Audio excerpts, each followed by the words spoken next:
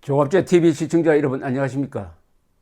2019년 11월 21일 오후 5시 40분입니다.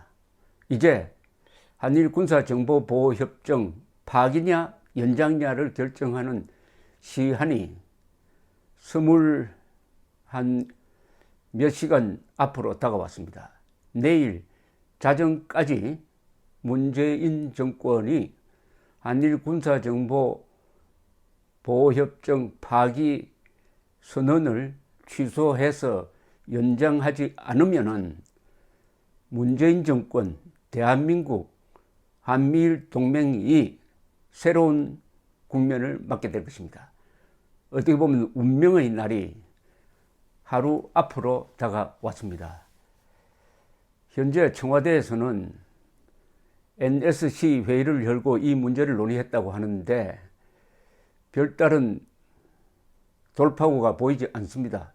그 책임은 문재인 대통령에게 오로지 있습니다.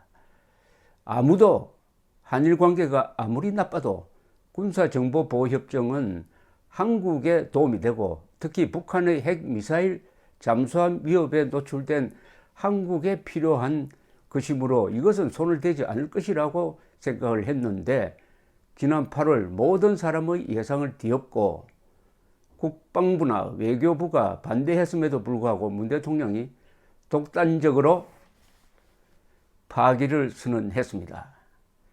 그 뒤에 일본보다 더 화가 난 것은 미국이었습니다. 미국은 국방부와 국무부의 고관들이 총동원되어 가지고 비판을 하기 시작을 하면서 문재인 정권, 대한민국 정부라 하지 않고 문재인 정권이라면서 대한민국과 구분하고 이것은 미국의 안보 이익에 위해가 된다라는 아주 결정적 말을 하는가 하면은 여기에 도움이 될 나라는 북한과 중국뿐이다 라고 이야기를 하고 동시에 동북아의 평화를 해친다 라고 이야기를 하고 이런 상황에 대한 문재인 대통령의 오판이 심각하다는 식의 이야기를 하면서 지난 한 석 달 동안 취소를 해달라고 여러 가지 요구를 해왔는데 취소할 수 있는 시간이 이제 하루밖에 남지 않았다 이거죠.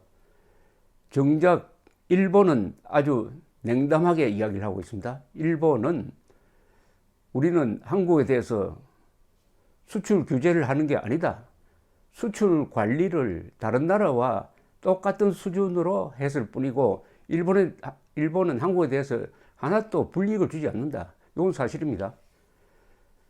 화이트 리스트에서 제외했다고 해가지고 한국을 무슨 불평등하게 대우하는 것이 아니라 그래도 아시아 국가에서 가장 우대하는 나라 리스트에 남아 있습니다.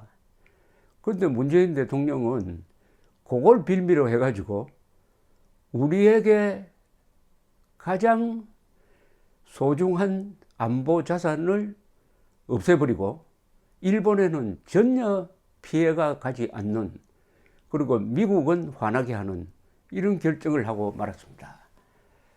이런 예상을 했다면 아마 이런 결정을 하지 않았을 것입니다. 이런 파기 결정을 했을 때는 조국 사태가 이제 커지고 있을 때였습니다.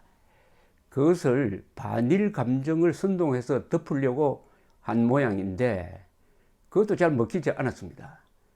반일이 아니라 이제는 반미를 해야 될 판입니다.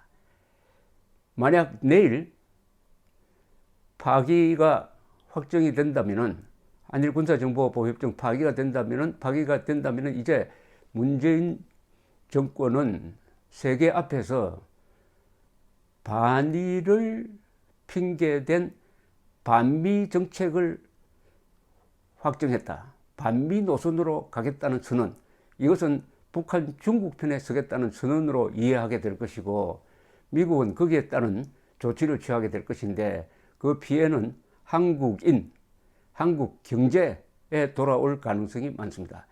그리고 문재인 정권은 이왕지사 이렇게 했으니까 이걸 정당화하기 위해서 반일 선동 플러스 반미 선동을 하면서 이걸 가짜 민족주의를 들고 나와가지고 남북 간의 평화 경제, 남북 간의 민족 공조를 하겠다는 식으로 돌파구를 열려고 할 때 국론 분열은 아주 위험한 수준, 거의 내전적 상황으로 치닫지 않을까 우려됩니다.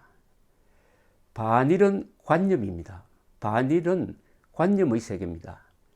그러나 반미는 생존 문제입니다.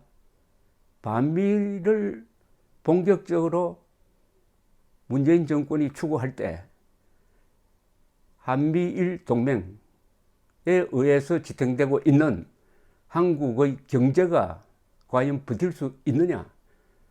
그때 가봐야 되는데 아마 어려울 것이라고 생각이 듭니다. 미국이 한국에 대해서 취할 수 있는 보복 조치는 여러 가지 있죠.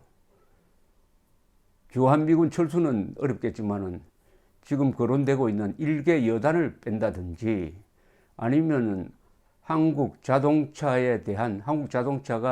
미국에 수입될 때 관세를 높인다든지 했을 때 과연 문재인 정권이 그때도 반일 반미 선동으로 돌파할 수 있고 그때도 국민 여론이 계속 뒷받침할 것이냐. 생계의 문제, 생존의 문제가 위협받고 있다. 더구나 이 정책의 출발점이 근본적으로 자해극을 벌이겠다는 것이었다. 일종의 자해공갈단적 수법이죠. 자해공갈단이라는 것은 칼을 들고 자기 몸을 찔 듯 말 듯 하면서 무리한 요구를 해가지고 상대방으로 하여금 양보를 하도록 만드는 것인데 문제는 칼을 뽑아서 몸을 아무리 찌르려고 해도 일본이 냉담하다는 것입니다. 미국이 오히려 급해가지고 그러면 안 된다고 말리고 있는 상황입니다. 이때 칼을 놓아야죠. 칼을 놓아야죠. 그런데 미련한 사람은 그렇게 하지 않습니다. 미련한 사람은 항상 죽을 꾀를 씁니다. 죽을 꾀. 이왕 칼을 들었으니까 내 체면 봐줘야지. 근데 체면 못 봐주겠다. 마음대로 하라. 일본은 마음대로 하라는 겁니다. 미국만 상당히 지금 불쾌한 입장인데 그러나 미국이 한국처럼 절실할 리는 없죠. 그러면은 어떻게 되느냐? 칼을 놓아야 되죠. 칼을 놓는 게 최소한의 희생으로서 최소한의 체면 손상으로서 수습하는 건데 이제 아무도 들어주지 않으니까 드디어 칼로 자기 몸을 찌르는 겁니다. 이 지소미아 파기는 우리 몸을 찌르는 겁니다. 문재인 씨가 들었던 칼로 상대를 찌르지는 그 칼로 뭐 일본을 찌를 수가 있습니까? 미국을 찌를 수가 있습니까? 이왕 뽑은 칼이니까 찌르자고 자기 몸을 찌르는 겁니다. 그래서 자해 공갈은 정말 찔렀을 때는 자살로 갑니다. 이 경우에는 정권 자살이 되어야 합니다. 이게 국가적 자살로 확대되지 않도록 하는 것은 국민들이 정신을 바짝 차리고 일어나가지고 만약 이렇게 하면은 지금 벌리고 있는 대통령 퇴진 운동으로 가야 될 것이라고 생각합니다.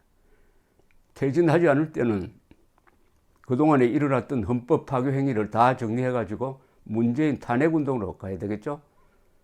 그것도 안 먹힐 때는 총선에서 심판하는 방법이 있겠죠. 총선에서 심판하는 방법. 어쨌든 헌법에 따라서 평화적으로 그리고 국민 여론을 깨워내야 되죠. 지금 지소미아 파기 찬성이 55%나 된다는 여론조사도 있습니다. 5%가 돼도 안 되죠. 자기 몸을 찌르는데 잘한다고 박수를 치는 사람이 55%나 되면 이게 어떻게 되겠습니까? 아마 한미일 사이에는 지금 이 순간에도 긴밀한 또는 긴박한 어떤 메시지가 오가고 있을 것으로 보입니다. 강기정 정무수석이 단식하고 있는 황교안 대표를 찾아와서 그런 이야기를 했습니다. 아직도 양쪽 가능성을 열어놓고 최선을 다하고 있는데 일본이 냉담하다라고 이야기를 했습니다. 일본이 냉담하게 나올 줄 모르고 시작을 했다는 이야기죠. 죽창가로는 해결이 안 됩니다. 그리고 친일, 이적, 부역자 이런 말로는 해결되지 않는 영역이 있습니다. 국가 간의 관계에서는 결국은 그 국력으로 결정이 됩니다. 일본과 한국이 국력이 대등하냐에 의해서 결정이 됩니다. 한국과 미국이 국력이 대등하냐. 그런데 문재인 정권의 외교 정책은 한국은 일본과 미국을 더한 국력과 맞먹는다 라고 생각하고 허영심에 찬 오만한 외교 정책을 지금 펼치고 있습니다. 그러면은 중국, 북한 도움을 받아서 미국과 일본의 압박에 대응할 생각입니까? 지금 자유와 독재의 기로에 섰습니다. 문재인 정권이 지소미아를 파괴하는 것은 독재편에 서겠다는 겁니다.